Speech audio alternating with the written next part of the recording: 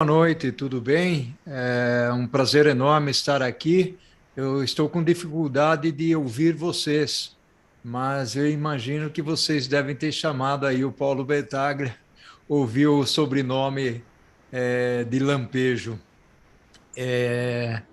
Professor Igor, eu imagino que eu possa começar aqui dando algumas palavras sobre a importância da logística, principalmente no contexto de como a logística ela é fundamental para auxiliar, apoiar, alavancar os negócios das organizações. E eu vou iniciar, já que hoje é o dia da logística, eu vou aqui deixar algumas palavras relacionadas ao tema, até porque a logística ela tem uma importância significativa, é uma disciplina que faz parte de nossas vidas, não apenas no contexto empresarial, mas também no contexto individual, ou seja, nós tomamos, durante o nosso dia, diariamente, nós tomamos 35 mil decisões, ou seja, a cada momento nós estamos tomando decisões. E eu estava refletindo aqui, seguramente uma boa parcela dessas decisões que nós tomamos, de alguma maneira, elas estão relacionadas com o mundo da logística, seja tomar um táxi, pegar o carro, escolher um caminho, subir uma escada, ou mesmo dentro das nossas organizações. Então, a logística ela tem uma relevância bastante grande e eu gostaria aqui, logicamente, falando de uma forma bastante genérica, mas fazer alguns comentários sobre o porquê dessa importância na logística e porque as organizações, de alguma maneira, elas devem priorizar a logística nesse contexto todo. Basicamente, uma das coisas que eu costumo dizer e trago como elemento fundamental é a parte da experiência do cliente, ou seja, hoje vem com muita força, principalmente pelo aspecto do comércio eletrônico, do e-commerce, mas não necessariamente apenas isso, não apenas o business to consumer, mas também o business to business. Então, essa importância na relação com o cliente, entender o cliente, saber como entregar para o cliente, avaliar as possibilidades, as alternativas, a produtividade e a satisfação do cliente é fundamental. E olhando pela perspectiva da organização, a logística, dentro do contexto mais geral, que seria a parte da cadeia de abastecimento, ou conhecidamente aí, supply chain, a logística tem uma função nobre e extremamente importante, porque a partir do momento em que nós trabalhamos buscando a satisfação do cliente, buscando a excelência operacional, de alguma maneira nós estamos dando um boost aí, nós estamos aumentando a lucratividade da nossa organização. Esse é um lado, eu começaria pela perspectiva, então, basicamente, da experiência do cliente.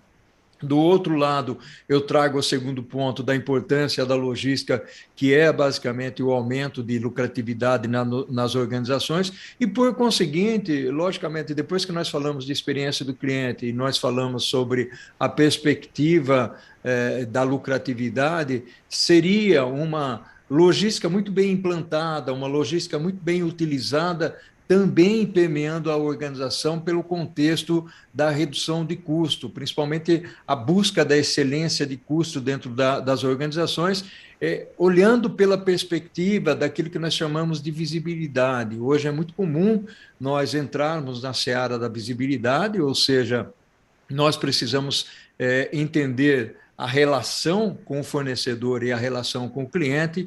E quando eu falo em visibilidade, eu toco numa palavrinha que eu gosto muito de usar, que é uma visão holística, ou seja, é uma visão completa dentro das características da logística e supply chain. Então, eu preciso ter visibilidade dos meus estoques, eu preciso ter visibilidade do meu veículo quando ele sai, não necessariamente o caminhão, porque nós pensamos muito no caminhão, mas nós precisamos pensar no navio, quando nós falamos de modais de transporte, no avião, na cabotagem, na ferrovia, ou seja, como é que eu olho por essa perspectiva de transparência para entender onde é que está o meu produto e de que maneira eu estou atendendo o cliente final.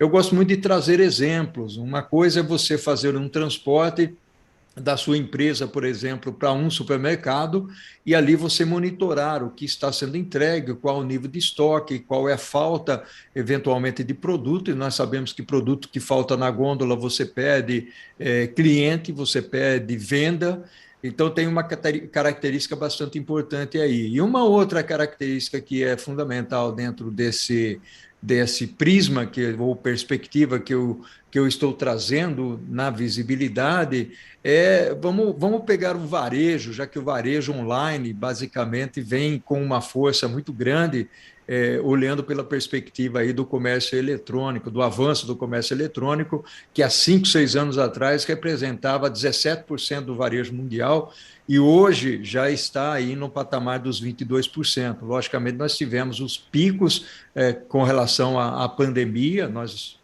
tivemos alguns países que chegaram a atingir 60% de vendas no online, principalmente China, Estados Unidos chegou a mais de 30%, o Brasil ficou na ordem de 10, 12%, que é um bom patamar, porque o Brasil vinha com um patamar bastante inferior na parte de comércio online. E quando nós falamos no comércio online, visibilidade é eu saber o que eu estou entregando para o consumidor, para o cliente final. Então, a logística tem essa essência. E aí vem o contexto da última milha, como é que eu trabalho a última milha, que é sair o produto do meu centro de distribuição e entregar o produto lá para o cliente final e trazer a satisfação para esse cliente. Então, essa perspectiva é muito importante.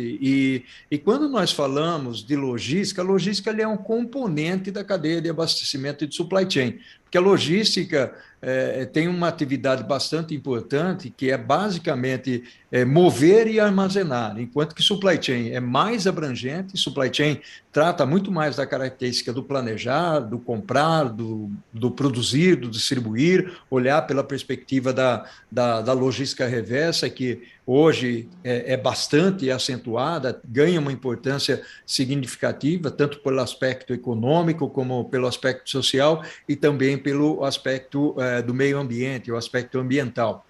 E, logicamente, dentro dessa redoma toda, a logística passa a ter uma importância muito grande também no aspecto da sustentabilidade. Então, as empresas, para ganharem mais corpo, ganharem mais vantagem competitiva, precisa ter uma preocupação muito forte com a essência da sustentabilidade, já que todos nós, de alguma maneira, CPFs, e não necessariamente chegando aos CNPJs, como CPFs, nós já estamos mais conscientes do que é necessário para o meio ambiente. Com isso, nós estamos levando para o CNPJ, levando para dentro das organizações a necessidade de se ter uma logística mais sustentável. Quando eu falo logística, logicamente isso permeia toda a organização. E aí vem algumas atividades que são extremamente importantes, como é que eu sou não apenas mais barato e menos custoso, mas também, ao mesmo tempo, como é que eu evito uma poluição, como que eu evito um dano maior à natureza.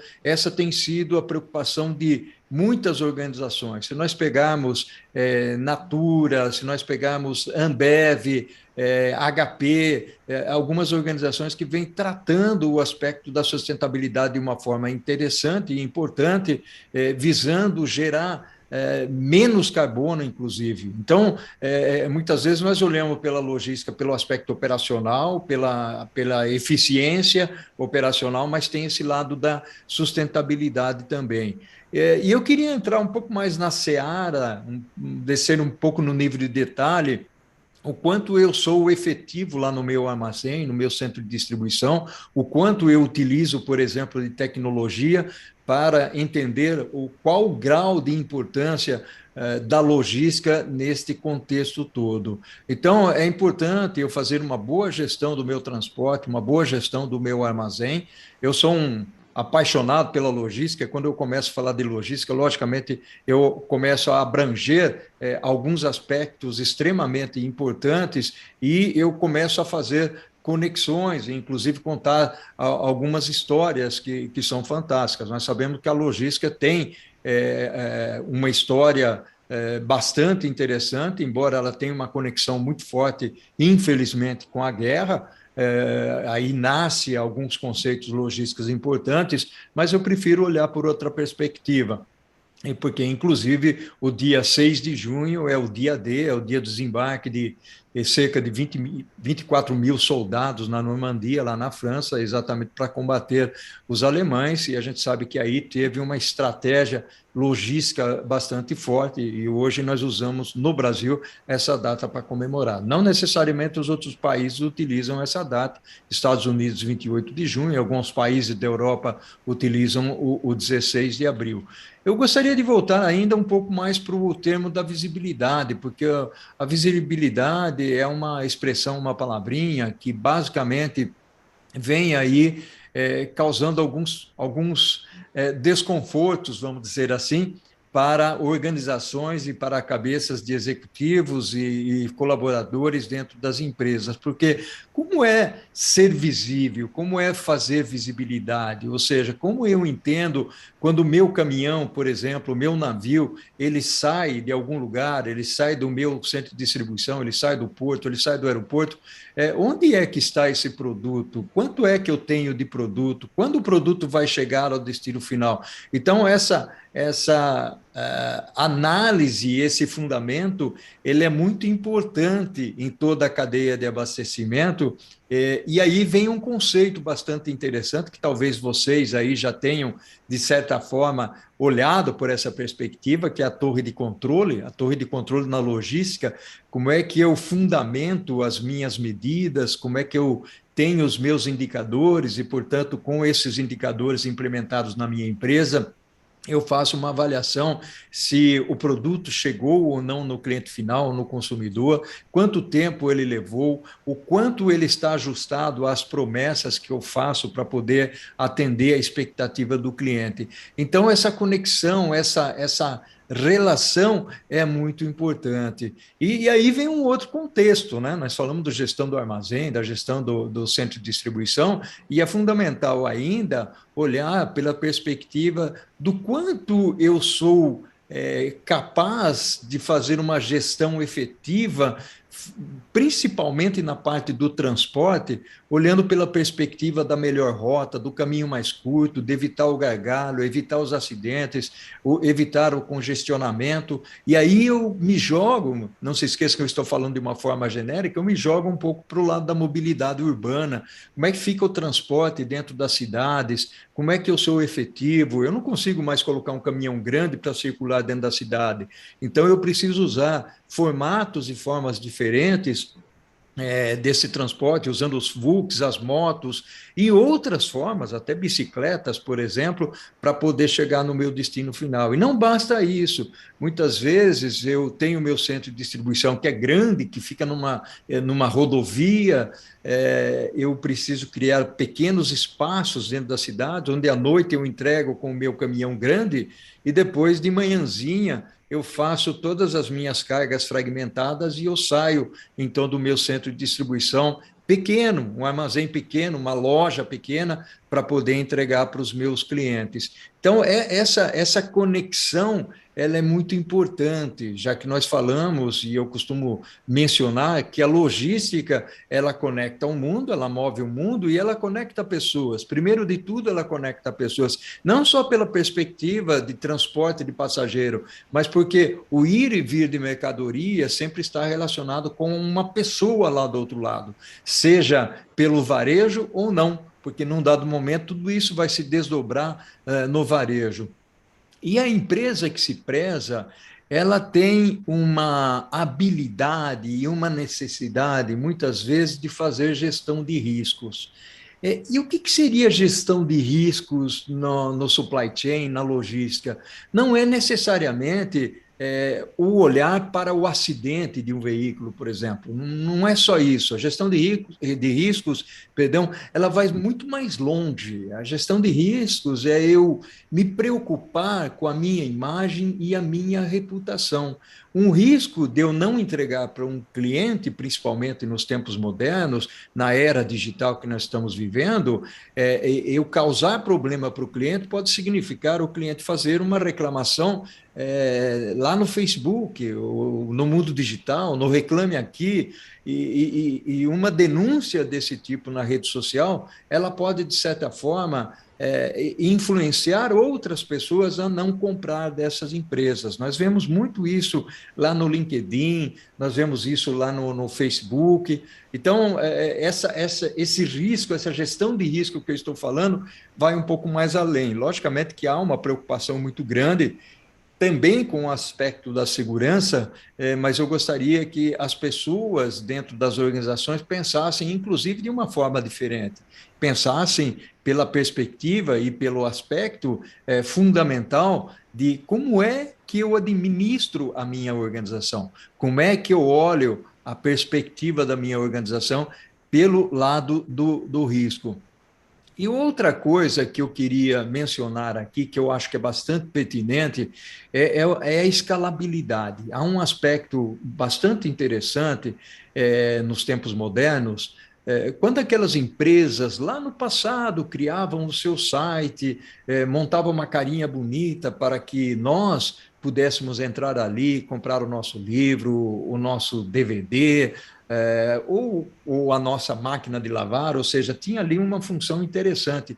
Mas muitas vezes as empresas não tinham um respaldo logístico, com estoque, armazenagem, planejamento, compra.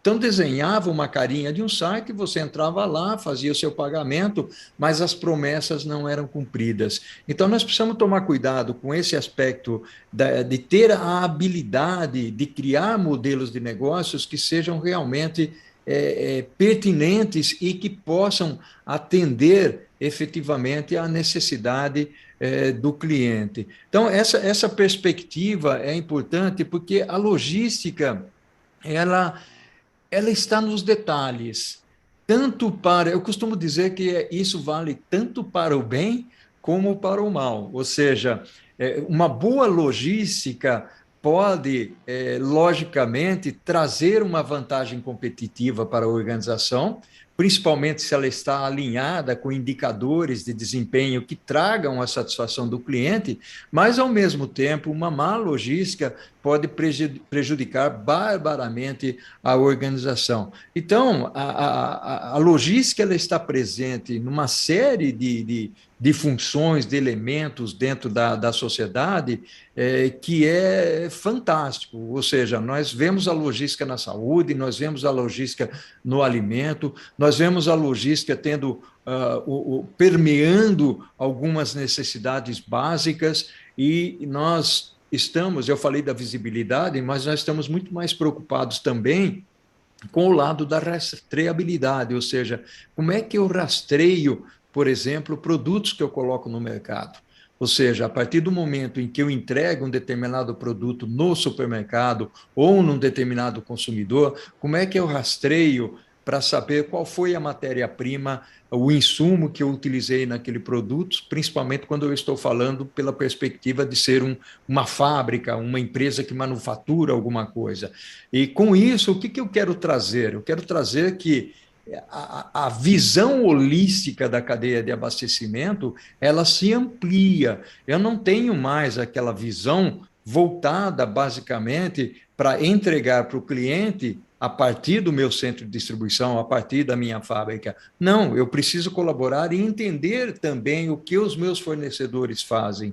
A minha cadeia não é mais uma cadeia que empurra as coisas ou que puxa as coisas. A minha cadeia é uma rede onde muitos são fornecedores e, às vezes, os mesmos fornecedores são clientes. Essa perspectiva no mundo atual, ela é bastante interessante e as empresas precisam trabalhar com essa visão, a partir dessa visão.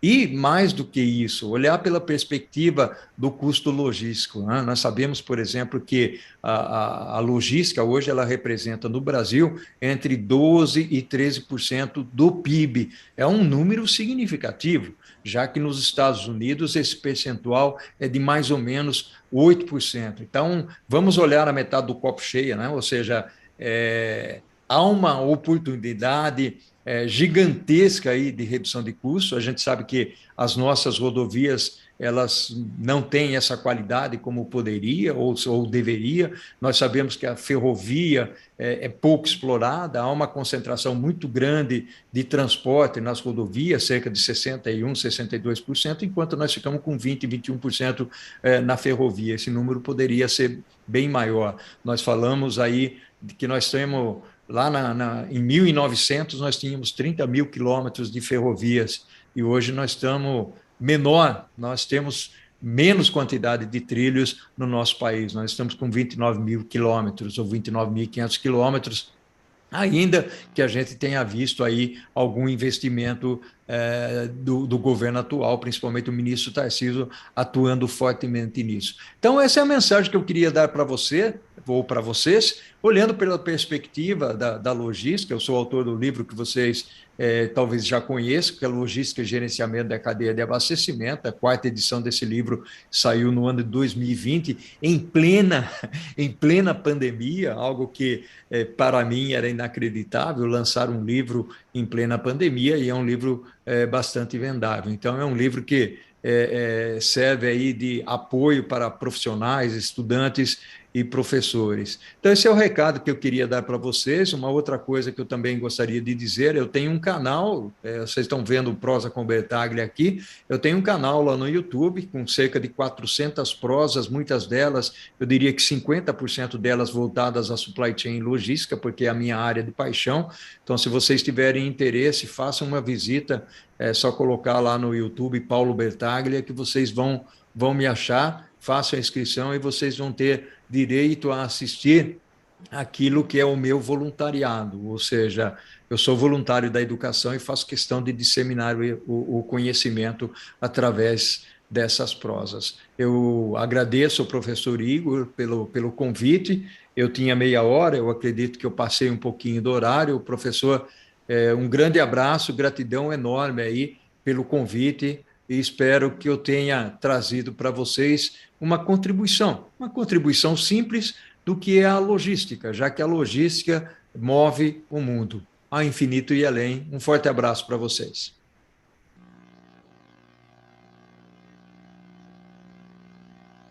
Bem, muito obrigado pelos desafios no transporte rodoviário de cargas atualmente. Ele que recentemente esteve em Brasília discutindo o nível mais estratégico que nós possamos imaginar. E que você, Maranhão, por favor, desse uma breve apresentação, tá longo, e assim, Oi, sou Daniel, Daniel sempre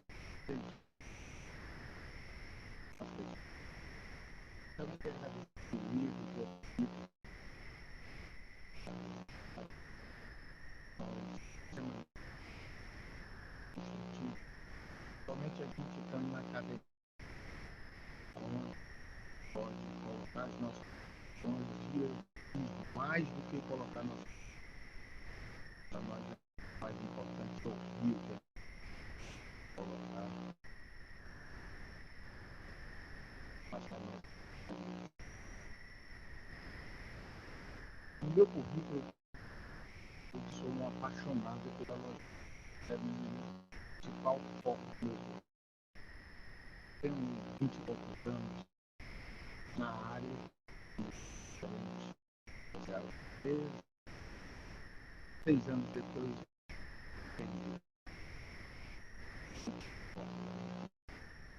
montou uma empresa e vem nessa luta. Alguns anos atrás, 8 anos atrás, já pensando em projetar, eu participar da sindicato, para fazer qualidade. Seria meio engraçado. Trabalhou a vida inteira, aí está pensando em se aposentar, os amigos uns estão andando de moto, outros estão viajando, você resolve trabalhar para a categoria, cada um faz o que for. Então a gente tomou trabalho de categoria de classe, um lazer para nós, tudo aquilo que você faz que gosta de fazer, acaba não sendo penoso, acaba não sendo trabalho. Prazeroso, vira referência. Eu falou,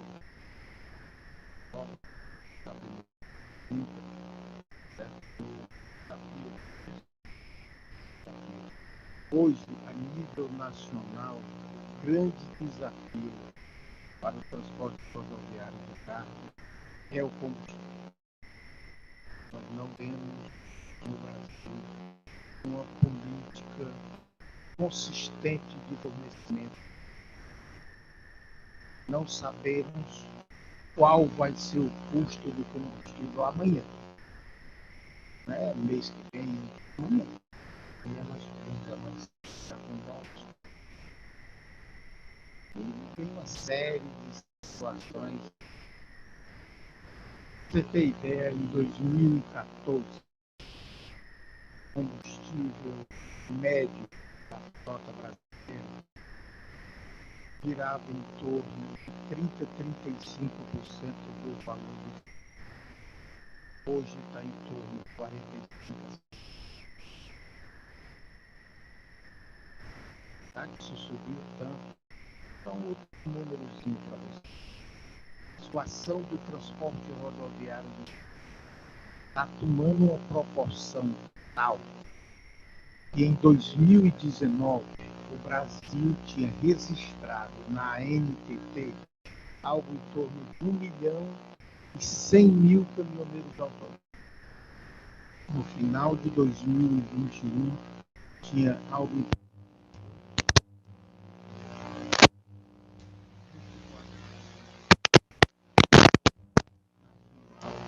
caminhoneiros autônomos, que é um grande suporte para o transporte rodoviário. As empresas têm suas frotas próprias, mas o caminhoneiro autônomo é quem dá o suporte, é quem faz todo o complemento do transporte rodoviário, principalmente no agronegócio, né? Porque o agronegócio ele é sazonal. Então, ora a safra está na Bahia, ora está no Mato Grosso, ora está no Piauí, e esses caminhoneiros autônomos é quem roda dando todo esse suporte logístico, principalmente do agronegócio. E também no que nós chamamos de carga fracionada, né? Que são esses pacotinhos, esses caminhões baús que transportam aí em todo o Brasil e em todo o continente da América do Sul. Nós temos uma movimentação muito grande também de transporte internacional, de caminhão. E aí a gente faz uma reflexão. Nós hoje estamos nos recuperando de um processo de redução da economia. Perdendo 24% da frota do autônomo, quando essa economia se recuperar, quem vai transportar as riquezas do país? É um exercício que tem que ser feito a 4 mãos, tá certo? O transportador rodoviário de carga, o caminhoneiro autônomo, os governos estaduais, municipais e federal e os fornecedores, tanto de insumos como de cargas, tanto os embarcadores como os fornecedores de caminhão, de combustível, de pneu, para ver o que é que vai acontecer nesse país. Porque que a economia vai retornar? Vai. Cedo ou tarde vai. É cíclico. Sempre foi desse jeito. Então, isso hoje é uma grande preocupação nossa, tá certo? De como é que nós vamos suprir toda essa cadeia para o Brasil inteiro, né? As empresas têm feito investimento em equipamentos. Acontece que as indústrias montadoras de caminhão não conseguem entregar. Aí nós vamos lá para o painel passado, que estão começando a liberar os portos chineses, mas a gente tem uma defasagem enorme de suprimento.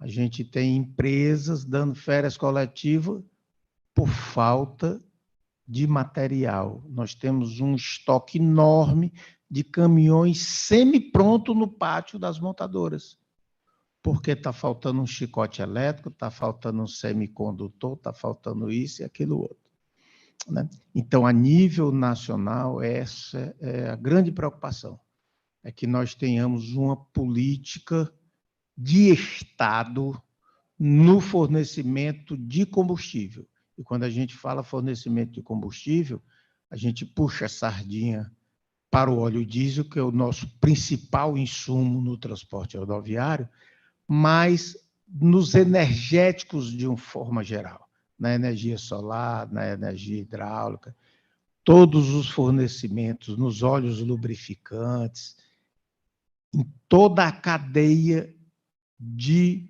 produção, né? É preciso que a gente tenha uma política. Não é possível acontecer como aconteceu no Ceará há um mês atrás, a energia elétrica subir 24%. Uma indústria pautada em cima de fornos elétricos, porque se fez um trabalho muito grande para modernizar as indústrias, tirando as antigas indústrias, mesmo as panificadoras, as mais simples, que trabalhavam com lenha, que trabalhavam com resíduos, trazendo para a energia elétrica, trazendo para o gás, e, de repente, esses insumos sobem de forma absurda, né? Então, isso complica toda a cadeia, não só a cadeia logística, mas toda a cadeia produtiva. É no agronegócio, é na indústria, no próprio comércio, né? Então, essa é uma grande preocupação a nível nacional. E aí vai a discussão do imposto. Bota imposto, tira imposto, quem é que vai suprir esse imposto? O ICMS é sobre os combustíveis e sobre a energia elétrica, é o principal meio de arrecadação dos estados, né? A gente viu aí a nossa secretária Fernanda Pacopaíba dizendo que o estado do Ceará não tem como suprir essa defasagem. A gente estava conversando aqui antes do painel, acabei de receber uma mensagem que o presidente Jair Bolsonaro está propondo uma compensação para os estados na redução do combustível, do ICMS do combustível. Mas isso não depende só dessa redução do ICMS. Tem todo o mercado internacional. Aí, como o professor Célio disse, a gente pega de uma vez uma pandemia e uma guerra, né? E aí bagunça todo esse mercado. Isso, no meu ponto de ver, a nível nacional, o principal ponto. A nível estadual, e aí a gente tem que falar do nosso estado, que é aqui que nós labutamos, né? O principal problema é rodovias. O governo do estado está fazendo um esforço de recuperação de rodovias estaduais. Mas nós temos 2 rodovias que são os principais corredores logísticos do estado. CE 155, que faz a ligação BR-222, Porto do Pecém. E nós temos o anel viário. Essa obra também tem pouco tempo que começou, né? Está com 12 anos ainda, é uma criança ainda, não pode nem estar formada completa, né? Está só com 12 anos que nós estamos trabalhando nela e está parada, né? Então, você tem uma rodovia que faz toda a ligação norte-sul do estado e faz toda a ligação entre os portos e do distrito industrial, tanto para os portos como o abastecimento da região metropolitana. Inacabada, sérios riscos de acidente. Esse é o maior problema que eu vejo no anel viário. Não é a quebra de caminhão, não é a quebra de produtividade, não é aumento de custo, são os acidentes. Nós já tivemos diversos acidentes. E vida não tem valor. Então, a gente tem que tomar uma providência imediata.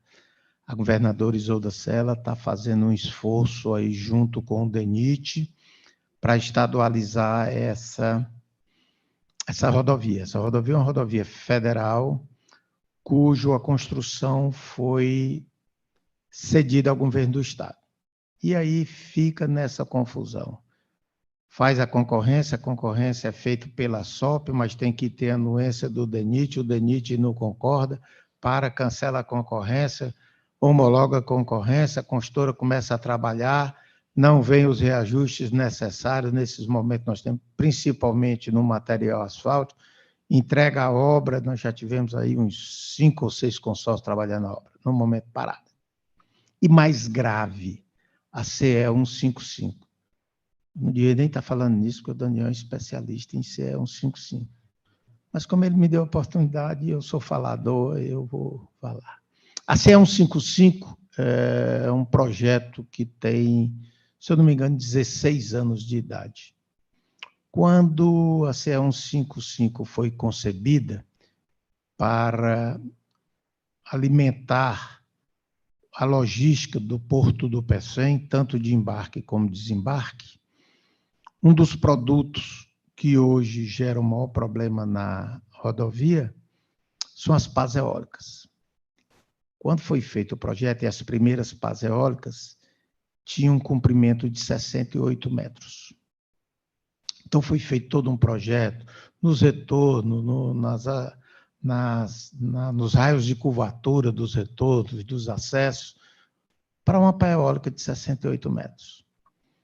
Hoje nós estamos trabalhando com 98 metros. E quando a gente começar a trabalhar no offshore, nós vamos ter pás de 109 metros. Simplesmente não faz a área de retorno. O raio de curvatura dos acessos não permite que essas pás eólicas trafeguem. Então, o que é que acontece? As pás eólicas saem pela contramão na CE 155, fecha a rodovia de um lado, fecha a rodovia do outro, para que essas pás trafeguem pela contramão e possam acessar a rotatória lá da 222, que já está ficando comprometida. Outro problema bem pontual também é lá na CE 040 com a, se eu não me engano, 364, lá no Aracati. É impressionante você ver isso. Junta lá uma certa quantidade de pás eólicas, ficam lá paradas, esperando, aí fecha o tráfego na BR, desmonta o guarda-reio, as pás eólicas passam de um lado para outro na BR, que ali é uma via dupla, depois remonta o guarda-reio. Isso é feito diariamente, por incrível que pareça. Né? Então, coisa completamente absurda. A perca de produtividade de um equipamento desse é um negócio louco, já que o equipamento só pode rodar de sol a sol. Então, ele passa lá mais 8, 10 horas parada, esperando o desmonte do guarda-reio, perdeu o dia. E um dia de um comboio de pás eólica, vocês podem imaginar o custo.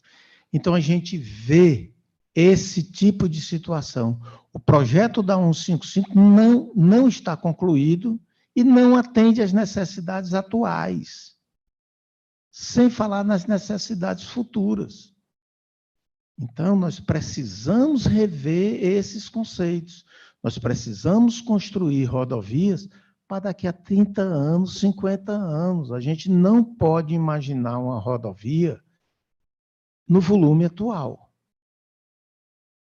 tá certo? Que já não atende. Então, a gente, na minha concepção, para tudo.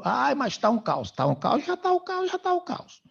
Para tudo, dá uma condição mínima de trafegabilidade e reestuda o projeto. E vamos fazer uma coisa que funcione. Porque não adianta eu concluir uma obra que não vai funcionar. Eu dar uma vacina vencida. Olha, eu vou dar uma vacina aqui do Covid, agora nós vamos dar, mas não vai servir de nada, não. É mesmo que está dando água. É a mesma coisa. Olha, nós vamos construir uma estrada aqui, mas não serve para o movimento que vai ter nessa estrada não serve, não. Mas nós já fizemos a licitação e tal, a gente tem que fazer, vamos fazer. A situação hoje é essa. Então, Daniel, eu vejo hoje a situação do transporte rodoviário de carga nessa situação, tanto a nível estadual como a nível federal.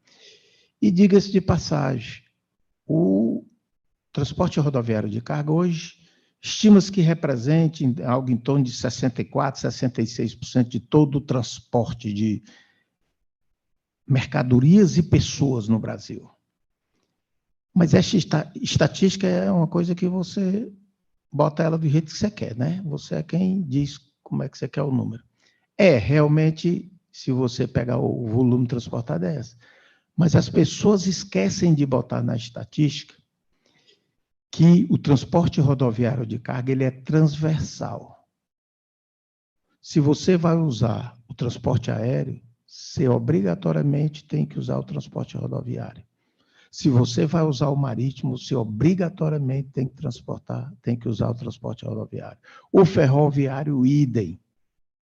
Então, o transporte rodoviário tem sido colocado nos últimos anos como grande vilão da logística no Brasil. E não é bem assim. Realmente, nós poderíamos ter uma intermodalidade bem mais eficiente, e eu acredito nisso. Agora, daí ao transporte rodoviário ser o vilão, ser o gerador de inflação, ser quem atrapalha a logística no país, eu não aceito essa posição. Obrigado, Daniel. Obrigado, Maranhão. Maranhão me fez lembrar algumas coisas. O transporte rodoviário não é o vilão e nunca vai ser. Para quem conhece e trabalha com logística, o transporte rodoviário vai ser a ponta, vai ser o laço de união. Eu me lembro bem de uma experiência que eu tive em Hamburgo, na Alemanha, onde eu fiz um processo de integração no operador portuário, na autoridade portuária de Hamburgo. E fiquei impressionado com o número, esse mesmo número que você mencionou, para o país que está no índice de logística, índice de competitividade de logística, medido entre 160 países. E, para minha surpresa, são 65% dos contêineres que passam no Porto de Hamburgo, eles são movimentados pelo modal rodoviário. Bom, então eu passei a ter um mindset diferente, Maranhão, e eu entendi efetivamente como a intermodalidade ela é importante, mas o modal rodoviário jamais pode ser colocado como um vilão, né? E foi interessante o Maranhão trazer na prática, né, no discurso para vocês, algo que eu vivi ali final de abril, começo de maio. Eu tive a oportunidade de visitar a Volkswagen Caminhões, em Resende, no Rio de Janeiro. E passeando pela fábrica, nós observamos assim um pátio de caminhões lotado. Só que se você for hoje conversar com o dono de revendedor, ele vai dizer, eu não tenho um caminhão para te vender. E quando eu chego no pátio da Volkswagen, está cheio de caminhões. Ué, mas esse discurso não cola. Porque aquele falta caminhão, aquele falta chicote, aquele falta a peça que está no avião, porque o comboio não conseguiu sair da China e está dentro do container e não sai. Então, eles mesmos, nas palavras dos representantes, disseram que eles simplesmente não viram aquilo acontecer em nenhum outro momento, né? Então, obrigado, Maranhão, por trazer dados e fatos tão interessantes. E, como especialista, como eu tenho aqui ao meu lado esquerdo um especialista em logística pesada, de carga, tenho também aqui um especialista em logística urbana, e eu queria também a visão dele, né, como que ele enxerga os principais desafios do transporte rodoviário de carga dentro da logística urbana, que ela é cada vez mais importante. E, por favor, Cassiano, se apresente para a gente conhecer também um pouco melhor a nossa plateia. Olá, boa noite.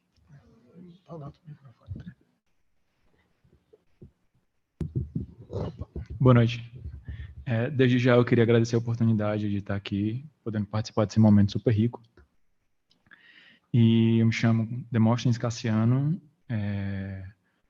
estou terminando meu doutorado agora em logística urbana lá na UFC, no Departamento de Engenharia de Transportes, mas também trabalho na Fundação de Ciência e Tecnologia, onde faço parte do Lab4, que é o Laboratório de Inovação de Fortaleza.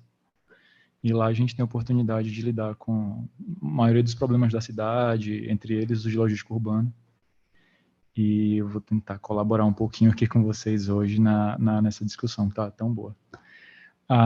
Inicialmente,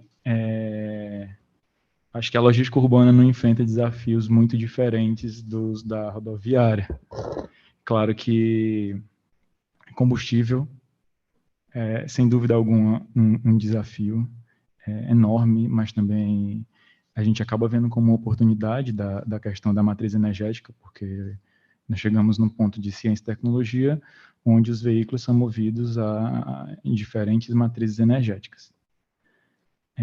Para além disso, a questão da segurança, da infraestrutura, na questão do congestionamento, e dentro disso tudo, o consumo de combustível ele é indicador de todas essas impedâncias. Tanto no rodoviário, que você tem que esperar um dia para desmontar o guarda-rail para fazer essa operação, quanto no urbano, quando você está sendo penalizado no custo do frete porque o consumo do combustível está alto. E aí, ver o transporte de carga, seja ele rodoviário ou urbano, como vilão, eu acho um erro enorme, porque é ele que mantém o nosso estilo de vida. E aí, quando a gente vê vários desafios como esse, vários desafios que estão sendo enfrentados por todos nós, desde você que compra um determinado produto no e-commerce, até você que está esperando a pá do moinho eólico para terminar a montagem e aí concluir o seu projeto, todos nós somos impactados meio que da mesma forma, entendeu? Então, ver o transporte de carga como vilão é um erro que traduz, talvez, o maior problema, que é o de planejamento. Seja ele operacional, que é o que a gente muito vê aqui dentro da zona urbana, seja ele o tático ou o estratégico, que é quando a gente vê mais voltado para o transporte rodoviário. Então, dos problemas que eu listei aqui, você bateu toda a minha lista. Eu fiz um estudozinho aqui antes, né, dos possíveis problemas do transporte urbano. Só ressaltaria mais um, que esse a gente enfrenta hoje em dia, e dentro das possíveis soluções inovadoras para o transporte urbano de carga, a questão, a explosão do e-commerce, principalmente com a pandemia, a gente já vinha numa crescente de consumo de e-commerce, só que com a pandemia houve uma explosão, porque estava todo mundo recluso e tal, dentro de casa, e nós precisamos pedir telefone, internet. A questão da precarização do trabalho. Então, na academia, de todas as deseconomias do meio urbano que a gente vê e que gera impedância no transporte urbano de carga, hoje em dia a gente também já olha para a precarização do trabalho. Isso vai muito da própria visão sustentável, né? Porque a sustentabilidade tem o seu tripé econômico, ambiental e social. Eu também, lá na engenharia de transportes, a gente tem uma pegada ambiental muito grande. Então, a gente sempre está preocupado com relação à emissão de poluentes, que no meio urbano é completamente diferente do meio rodoviário. Por uma série de fatores, entre eles a possibilidade de dispersão, você está no rodoviário, você circula em canto aberto, enfim. Mas no urbano, onde a dinâmica do veículo é completamente diferente do meio rodoviário, a gente vai ter, muito puxado pelo consumo do combustível, emissões de poluentes. Para a carga, a gente sempre olha para poluentes como óxidos de nitrogênio e material particulado. Isso aí tem um impacto pesado na saúde. Aí a gente já começa a falar de matriz energética, enfim, tudo isso. Então, para todos os problemas, desse grande problema complexo, que é o transporte urbano de carga, que é o transporte rodoviário, que está sujeito ali a um denominador comum que depende de muitos atores, são muitos interesses. Então, talvez por isso que a gente também tem essa dificuldade de planejar. Porque quando a gente planeja tendo um denominador comum, acho que é muito mais fácil, muito mais tranquilo. Mas quando a gente planeja com esse denominador comum ali bem atravessado, fica bem mais difícil. De todos esses problemas que foram trazidos pelo amigo, e os problemas que eu trouxe aqui da degradação da qualidade do ar urbano, e bem como da precarização das relações de trabalho, acho que esses aqui são os principais que a gente pode apontar hoje em dia para o transporte de carga, seja ele rodoviário ou seja ele urbano.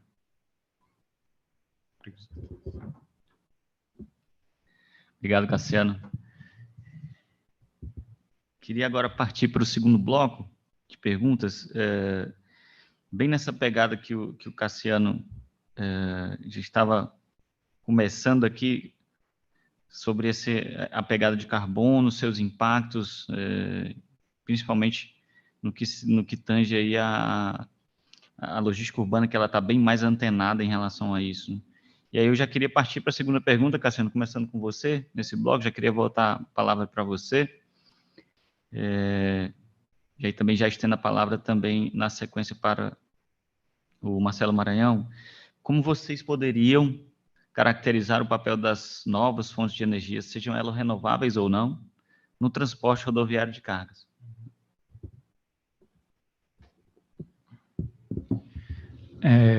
Acho que parte da minha fala passada chegou a uma conclusão prévia de que a gente tem um problema sério com planejamento, né? Então, ver a questão das novas fontes de energia passa muito por planejar. E esse é um momento que a gente tem que decidir onde a gente quer chegar, decidir onde a gente quer ir. Porque independente se a gente vai usar ciclomobilidade, vai usar triciclos elétricos, bikes elétricas para realizar o transporte urbano de carga, isso não se faz do dia para a noite. Existe todo um passivo que você cria quando você utiliza veículo elétrico, que é a bateria. O ciclo de vida de um veículo elétrico, seja ele um carro, um caminhão, uma van, seja ele um triciclo, ele tem que ser levado em consideração. E a gente está falando de ciclo de vida, né? Que tem tudo a ver também com a questão da pegada de carbono. Então, a importância, ela é imprescindível, porque aonde que a gente vai querer estar daqui a 20 anos, daqui a 25 anos? Então, a gente vai ter que pensar nisso agora. E a gente está num momento onde o combustível, que já foi apontado como um dos principais problemas para o transporte rodoviário e também é um dos principais problemas para o transporte urbano de cargas, a gente vê aí o preço do combustível como está, muito bem colocado pelo Marcelo, que a gente não sabe qual vai ser o preço do combustível amanhã. Então a gente vai querer ficar refém disso? Nós temos um potencial de energia renovável, falando de estado de Ceará, invejável. Então, vamos planejar, vamos pensar em termos de planejamento. O que a gente quer fazer com todo esse potencial e como que a gente quer reverter todo esse potencial. E isso dá mote para vários outros tipos de projetos de logística urbana, de economia circular, de tudo. Entendeu? Então, eu vejo muito por aí. É um papel estratégico. A importância dessas matrizes energéticas, dessas novas fontes de energia, ela tem um papel estratégico. A gente vai querer o quê? Vai querer perder dinheiro? Acho que ninguém aqui gosta de perder dinheiro. Entendeu? Então, se a gente não planejar bem esse futuro, a gente vai estar perdendo dinheiro, a gente vai estar perdendo o nosso futuro, perdendo possibilidades de se tornar um estado grande, um estado capacitado, falando a nível de Ceará, mas também falando a nível de país, em nível de Brasil. Se a gente não parar para pensar o que a gente vai querer fazer daqui a 20, 25 anos, 30 anos, a gente não sei se o nosso caminho vai ser tão bom, porque a gente vai ficar refém do quê? Do que aparecer, a gente vai sempre estar lidando com a problemática que aparece hoje, sendo que a gente tem aqui a oportunidade de lidar com essas fontes de energia, de converter matriz energética, de ser mais sustentável e de operar mais sustentável. Eu acho que está aí uma grande oportunidade para a gente vislumbrar um futuro realmente sustentável para o transporte rodoviário e para o transporte urbano de cargas. Muito bom, Cassiano. E aí eu queria colaborar com você. A aparece uma luzinha aí no final do túnel, tá? Nós já temos 2 grandes empresas aqui em Fortaleza, já montando seus projetos piloto para a utilização do VUC, que é o Veículo Urbano de Carga Elétrico. Tá certo? A Braspress, que talvez hoje seja a maior transportadora de carga fracionada do Brasil, tá certo? Já está adquirindo e colocando em cada uma das suas unidades os veículos elétricos. Né? Isso já é uma realidade.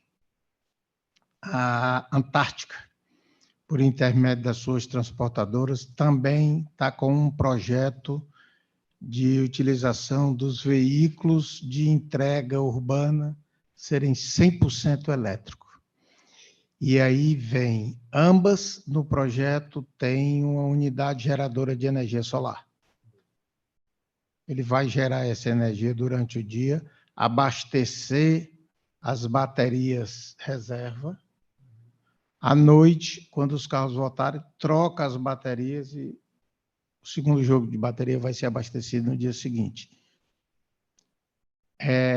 Esbarra um pouco, eu diria até muito, ainda para os pequenos e médios transportadores, o custo desses equipamentos, o custo de investimento desses equipamentos.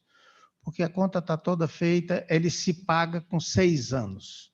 Se você considerar uma vida média útil de um caminhão, algo em torno de 10 anos, tá certo? Então, ele se paga tranquilamente. Mas faz-se necessário um investimento que nem sempre as pequenas, micro e médias empresas têm capacidade de fazer. Tá certo? Amanhã, às 9 da manhã, nós teremos lá no SETCAS, o Sindicato das Empresas de Transporte de Carga e Logística do Ceará, que no momento eu estou como presidente, uma reunião com o pessoal da MC. Está sendo discutido os novos quadriláteros de tráfego da cidade de Fortaleza.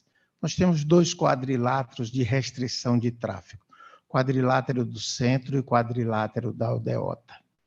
E uma das sugestões que nós estamos colocando para a MC é que seja colocado pontos prioritários de estacionamento para veículos elétricos, para estimular o uso do veículo elétrico dentro da cidade.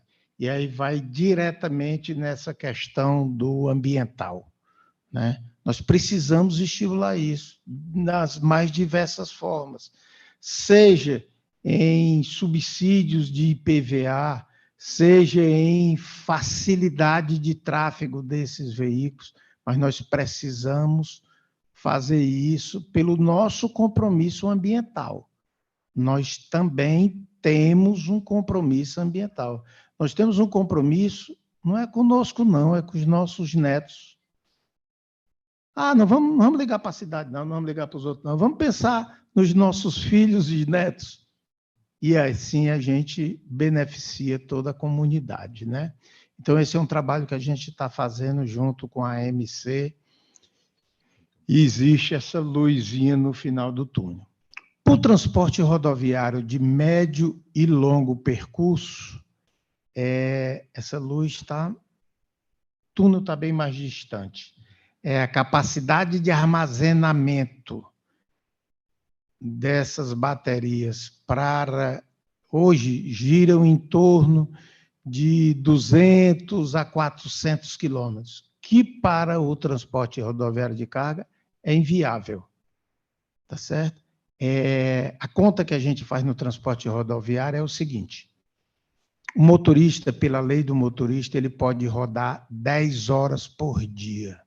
Há uma média de 50 km por hora, que é a média nacional de tráfego. Aqui no Ceará, essa média está um pouco abaixo, por conta da situação, principalmente da BR-116, isso caiu aí para 40 e poucos km por hora.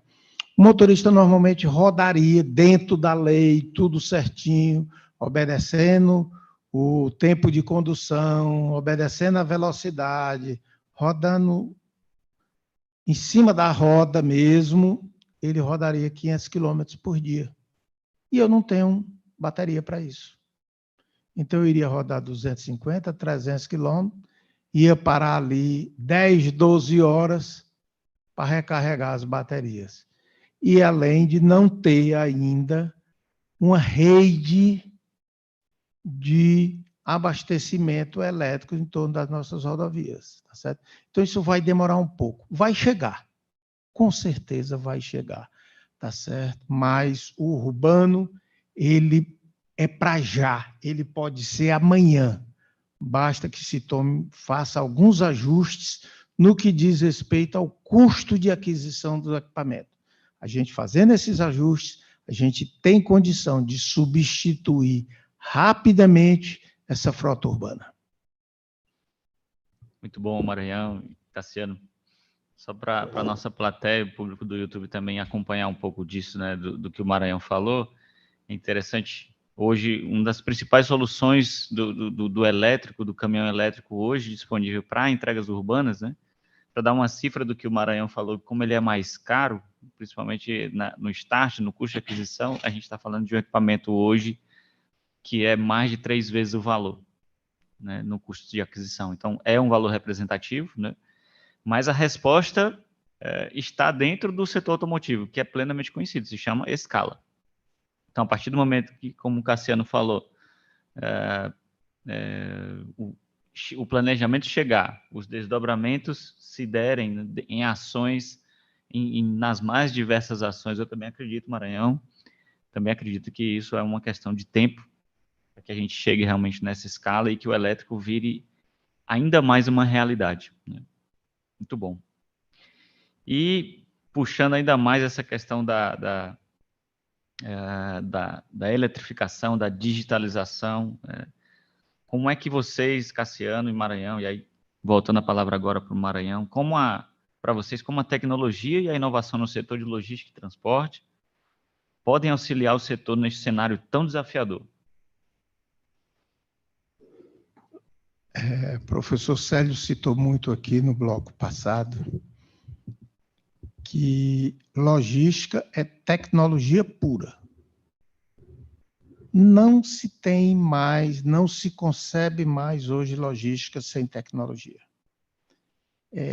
Se você pegar nos diversos itens, quando o cliente faz um pedido de um determinado componente, aqui no Ceará, e ele faz esse pedido lá na China, a logística já começa a atuar.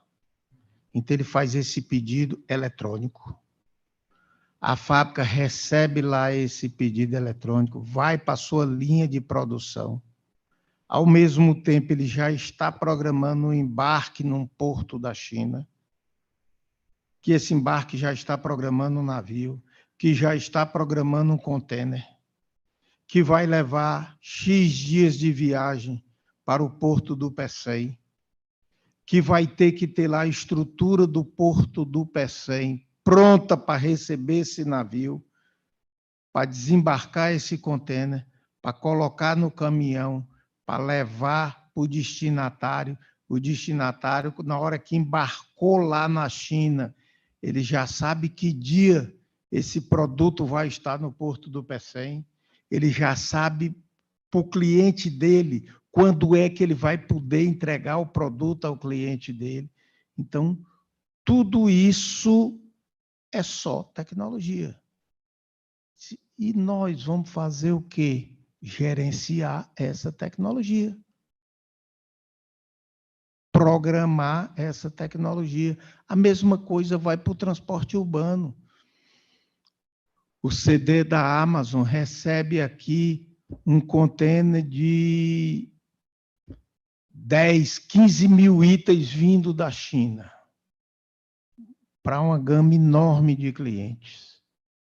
Na hora que embarcou lá na China, ele já sabe que vai chegar aqui, ele vai precisar de tantas motos, tantas bicicletas, tantas vans, né, tantos caminhões pesados, toda essa programação que precisa ser feita nessa logística.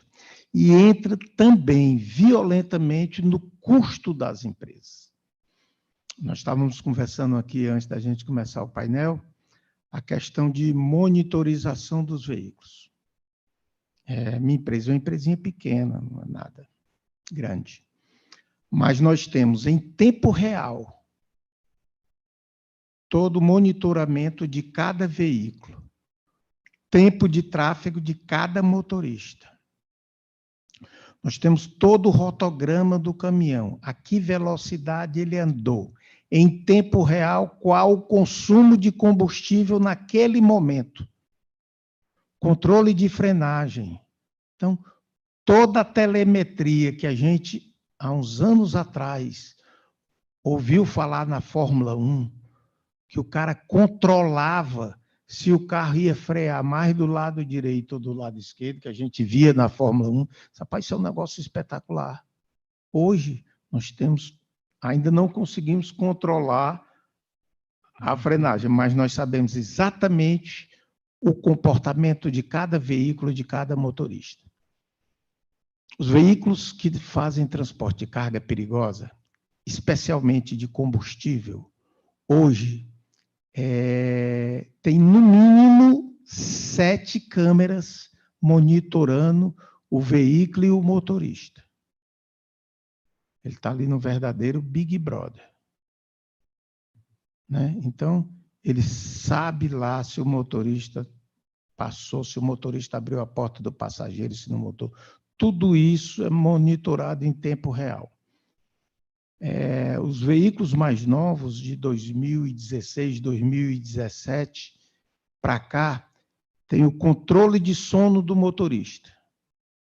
O motorista senta, começa a rodar, ele faz uma leitura padrão do piscar do olho do motorista. À medida que o motorista vai ficando com sono, esse padrão vai modificando. Quando chega num determinado nível, o alarme do veículo toca. Independente se o motorista está completando as 10 horas dele ou se está com 2 horas de trajeto. Então, é tecnologia. Eu comprei uns veículos esse ano já, e meu motorista mais antigo, está comigo já há quase 20 anos, motorista zeloso, cuidadoso, bom de média, bom de velocidade, não perde tempo, mas ele estava com o caminhãozinho dele já há 11 anos, 1 milhão de quilômetros. E aí eu comprei uns caminhões novos e eu disse para ele, seu Ayrton, o senhor vai buscar o caminhão em São Paulo. E ele foi, quase não chega aqui. Porque ele não conseguia se entender com o caminhão. O caminhão mostrava uma coisa no painel e ele dizia, mas não pode ser desse jeito. Né? Então, o motorista hoje não pode ser mais um analfabeto digital. Ele tem que ter um mínimo de conhecimento para ser motorista de caminhão. Né? Então, a tecnologia embarcada num caminhão desse hoje é algo descomunal. Meu carro não tem o nível de tecnologia que tem um caminhão que os motoristas andam. Né? Em todos os níveis, de controle de tração, de controle de frenagem, de controle de consumo de combustível, tudo por tudo. Então, hoje você não tem mais como separar tecnologia de logística. Ou você entra na logística 4.0 e já na 5.0. O professor Célio não é muito a favor da 5.0, não. Vamos com calma, né? Vamos terminar a 4.0. Vamos aprender direitinho a 4.0 para a gente passar para 5.0. Mas é verdade, o professor tem razão. A evolução é muito rápida, né? E hoje, os caminhões é pura tecnologia. O motorista de um caminhão hoje está bem próximo do que é um piloto de avião. Já, com os veículos pré-autônomos, né, o motorista vai estar ali como um piloto de avião. Nós ainda não temos rodovias adequadas para isso. Mas na Austrália nós já temos exemplos, nos Estados Unidos nós já temos algumas experiências. Nos veículos pré-autônomos, ainda não são, nós já temos veículos autônomos 100%, trabalhando em mineração, onde tem um trajeto 100% pré-definido, onde você não tem influências externas na rodovia e tal. Então, hoje a gente já tem a Volvo, já tem os fora de estrada 100% autônomo. Mas nós já estamos partindo aí para o pré-autônomo, né? E o motorista vai ali, trazendo para o nosso linguajar, vai ser um pastorador do caminhão. Ele liga o caminhão, programa a rota, solta o caminhão e vai ali só corrigindo alguma eventualidade que aconteça. Essa fala é fantástica. Para quem gosta de tecnologia, para quem gosta de Fórmula 1, eu adoro Fórmula 1, essa questão da telemetria é algo fantástico. No doutorado, na minha tese, a gente chegou a trabalhar com dados de telemetria para ver como que a dinâmica do veículo de carga varia e como que a gente relaciona a variação dessa dinâmica com os aspectos do meio urbano. Se é uma zona mais residencial, como que o veículo vai se comportar? Se é uma zona mais comercial, como que o veículo vai se comportar? E aí tudo isso se traduz naquele indicador que a gente comentou na outra pergunta, que é o consumo de combustível. A inovação, a inovação tecnológica, ela tem esse lado que é fantástico para quem gosta de tecnologia, de informação, de dados, é um prato cheio. Eu adoro. É muito incrível ver como os veículos evoluíram de 10, 15 anos para cá. É bem o que você disse mesmo, o condutor ele vai passar a ser um piloto de avião, principalmente com a realidade dos veículos pré-autônomos. Mas já que você trouxe tão bem a discussão sobre esses aspectos tecnológicos da inovação, eu vou tentar aqui trazer um lado mais teórico da inovação. Essa semana no laboratório a gente estava conversando e discutindo mesmo. Inovação vai além do... Não que não seja importante, pelo amor de Deus, mas inovação ela vai além do aplicativo, ela vai além da tecnologia. Lá no começo da sua fala, você falou sobre política de governo forte. Entendeu? E isso reflete muito no que eu falei sobre planejamento, ou pelo menos a falta dele, que é um problema, né? A inovação, ela passa como as pessoas pensam, ela passa por como as pessoas pensam, pelo modo de pensar dos gestores, seja ele privado, seja ele público. E hoje em dia, com a questão do empreendedorismo tão forte, tem mais um ator ali chegando. Do nada, aparece uma startup que vai monitorar o seu veículo e vai te ajudar a economizar combustível, vai te ajudar com a roteirização dinâmica, vai te ajudar na tua operação. Então, o aspecto da inovação que une atores nesse meio tão complexo, e aí tem, como eu trabalho mais voltado para o transporte urbano de cargas, e é um meio mais, como é que eu posso dizer, mais conflituoso do ponto de vista dos diferentes atores.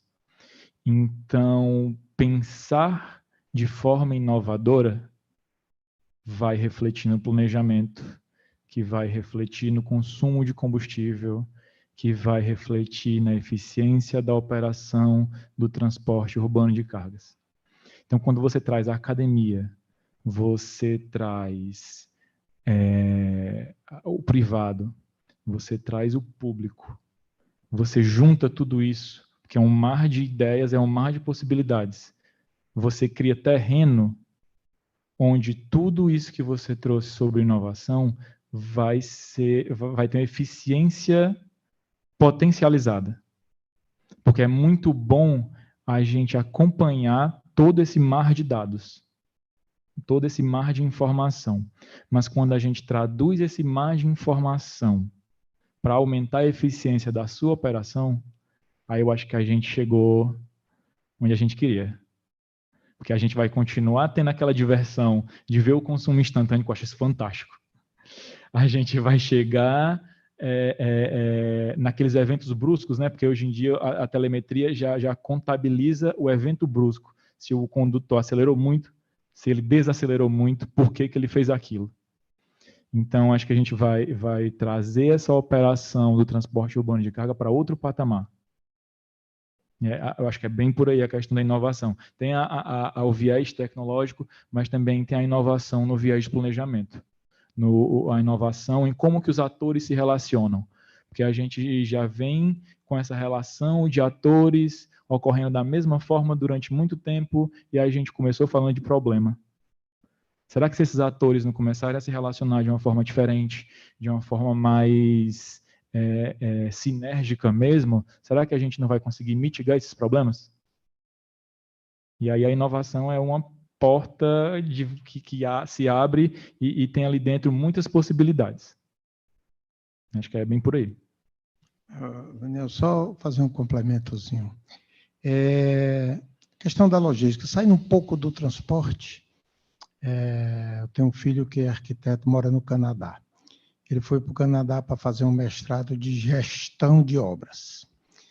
E foi contratado como trainee de uma grande construtora que estava construindo 3 prédios de um hospital psiquiátrico.